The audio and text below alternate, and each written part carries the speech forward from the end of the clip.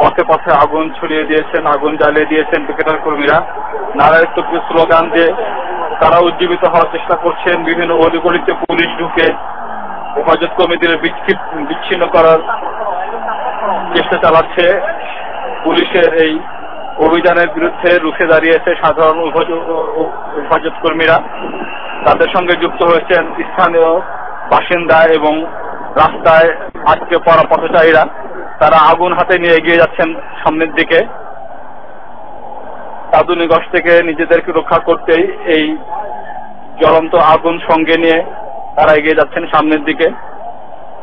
বিজয়নগর রাস্তা পুরো এলাকা এখন একটি রণক্ষেত্রে পরিণত হয়েছে।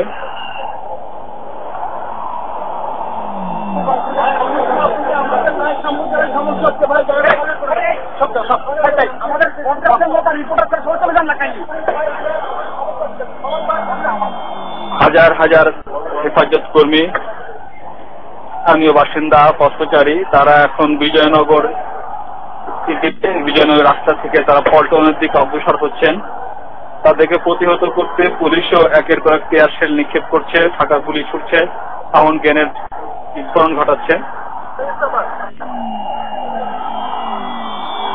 নারায় তকবীর স্লোগান দিয়ে উজ্জীবিত হচ্ছেন হেফাজত কর্মীরা।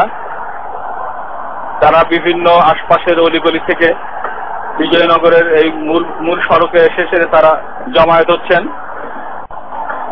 পথে পথে আগুন জ্বালিয়ে পুলিশের ছোড়া বেপরোয়া গুলি এবং টিয়ার শেলের জবাবে তারা আগুন জ্বালিয়ে প্রতিরোধ করার চেষ্টা করছেন।